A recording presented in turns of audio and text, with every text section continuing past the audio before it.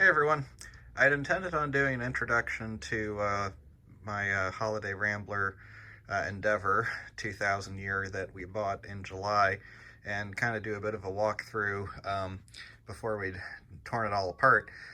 But I hadn't gotten to that, and we're doing a project right now that was something we didn't really intend on doing and that I think is probably one of the biggest feared by any RV owner.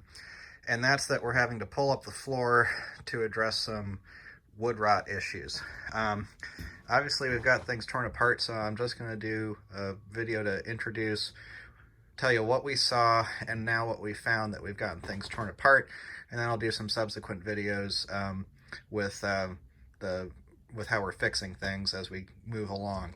Also go a little bit into what we're going to change. So first thing, you can see we've got the tile torn up. This whole area that is now plywood was tile. What Holiday Rambler does is they actually have two layers of plywood. This is just untreated plywood that they put one layer on top of the other. Doesn't really appear to be nailed down by much, if anything. And that part by itself seemed like it was fine.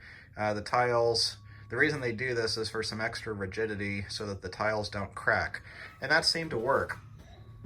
But what we found was that over in this area, basically in front of the bathroom, there were a couple of tiles that had actually, first they started flexing and then they started going through the floor.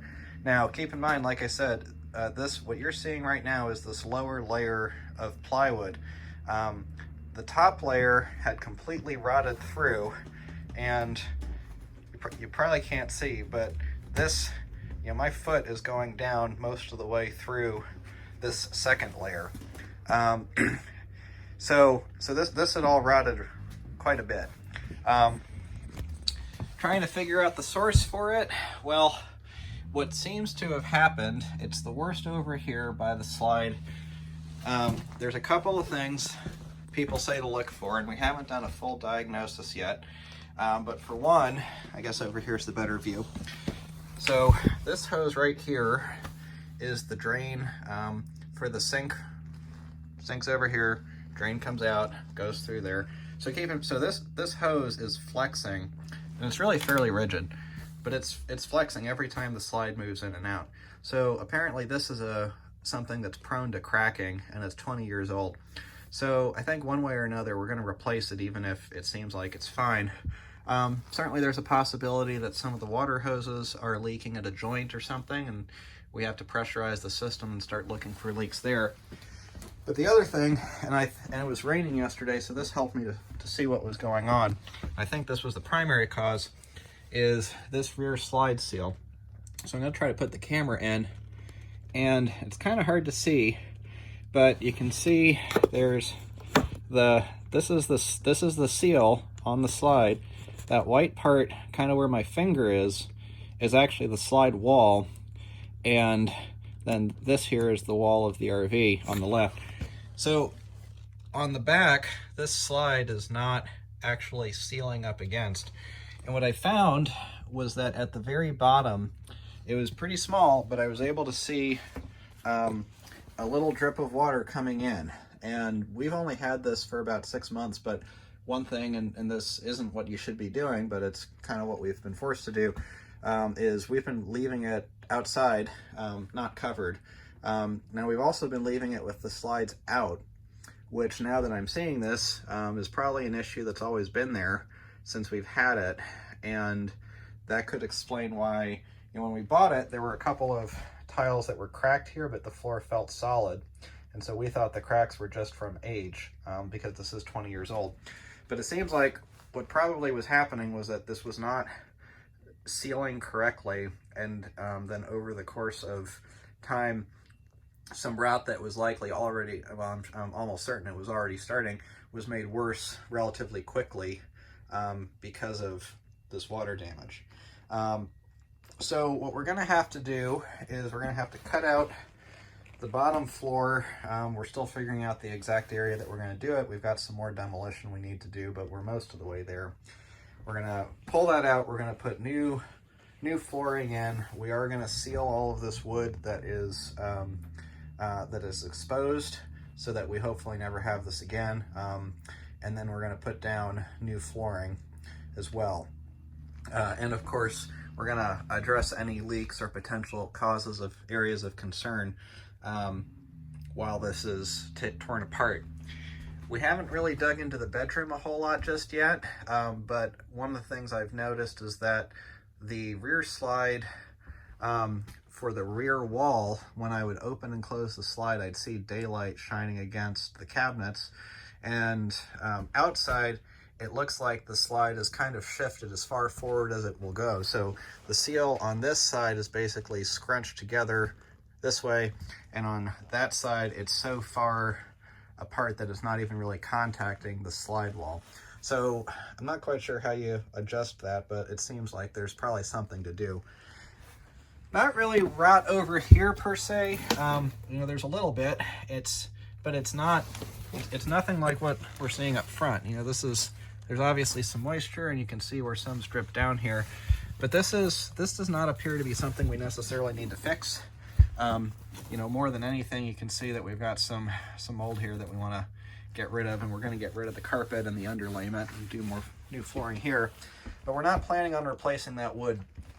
We'll see if there's some worse stuff over there once we get to that side, but I'm not anticipating a whole lot beyond replacing the carpet, which is kind of something we wanted to do anyway. We really never liked this carpet, and you know, it is a 20-year-old carpet, so even in the best of conditions, it's not going to be very ideal.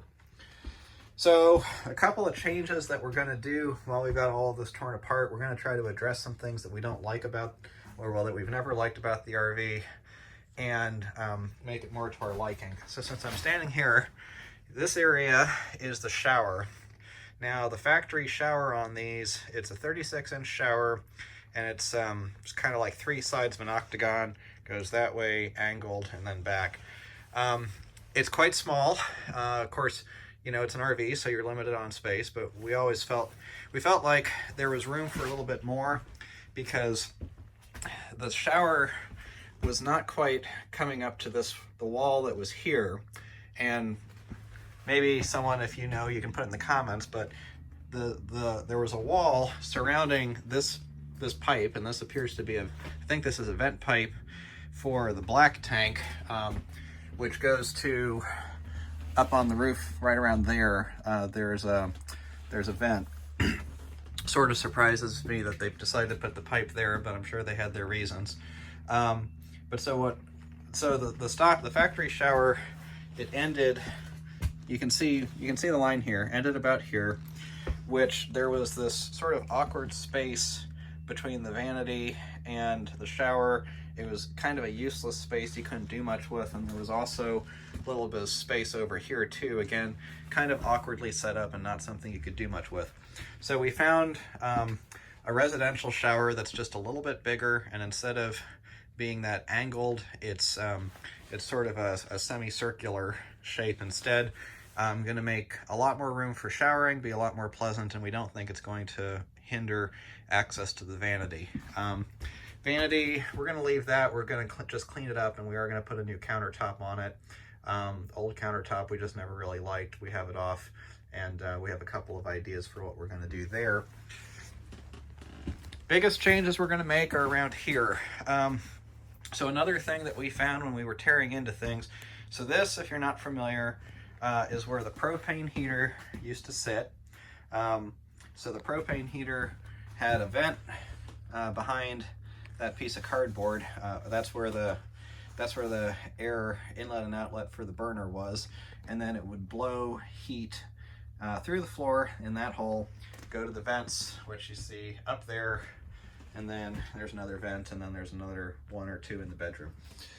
And then the refrigerator was on top of it, and so then this is the access panel / bottom vent for the fridge, and then up there is the roof vent. So this created a couple of things. For one, it created an area where there was outside air coming in that could mix with the inside air, and it created a really good area for condensation. And you have heat and you have dark, moist air, and what do you get? You get mold. So kind of not surprisingly, some of the things that we found were that one, there's a piece of wood that the fridge rests on that was covered in mold. The heater itself, although it was working fine, did have, not surprisingly, a good amount of growth on it. But on either side of the fridge, in the cabinet that was right in this area, there's just fiberglass insulation. And that fiberglass insulation was not only showing signs of mold, but when we tore it down, kind of on this left side, there was a whole lot of mold growth behind it as well. So not surprising when you think about the conditions that was creating. It really ideal for mold growth. So we're going to do something that's kind of radical compared to what I see on other RVs. We're going to eliminate the propane furnace entirely. We've had this for about 6 months, put about 8,000 miles on it, and we found that we not only don't use the propane furnace, but the times we've used it, we really hate it. It cycles off and on at night, which is really loud and disrupts sleep. So the times we've used it, we've just not slept well at all. We've got 2 heat pumps in the roof. We've got the generator if we're off grid and we can't get shore power. And then most of the time we find that we park in campgrounds where we've got shore power. So between those options, we just don't really see a need for keeping the propane furnace. We think that it creates a bad environment, good environment for mold, bad environment for our health. And the other thing is, and we're also going to eliminate the propane furnace, or propane fridge. So this had a Norcold 1200 fridge, which is very common and popular. Works fine. Overall, it was going to need a rebuild anyway because of a couple of issues. The AC wasn't working anymore, and the coils were really rusted. And so I was planning on rebuilding it, but because we're doing all of this, what we've decided to do is we're going to seal off the vent there.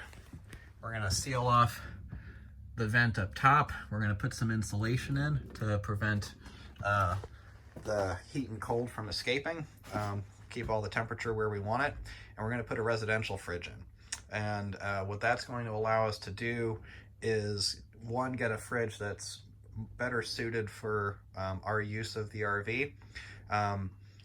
We found that the Norcold, the freezer is just really small, and even though we don't really use the freezer at home a whole lot, when we're on the road we actually use it a lot.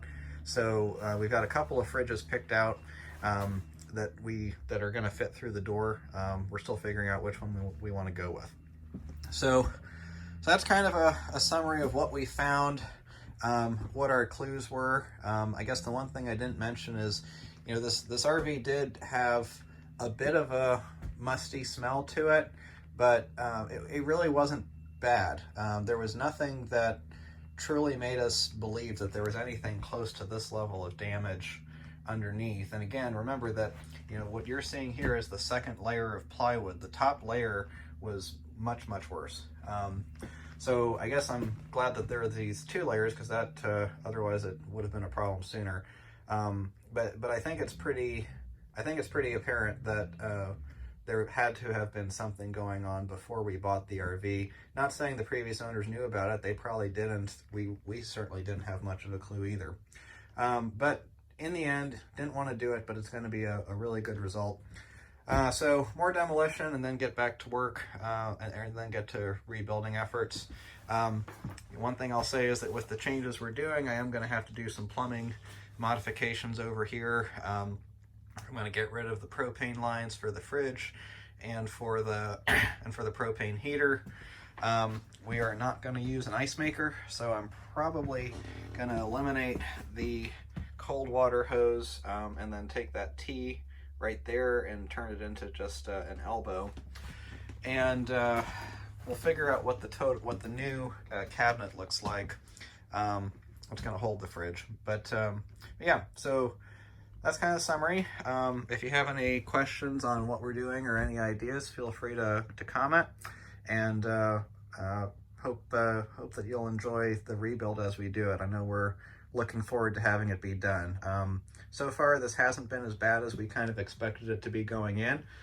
Certainly, the demolition was easier and than we were expecting, but you know, this has come apart pretty simply. So, all right, thanks again for watching, and we'll be posting more updates soon.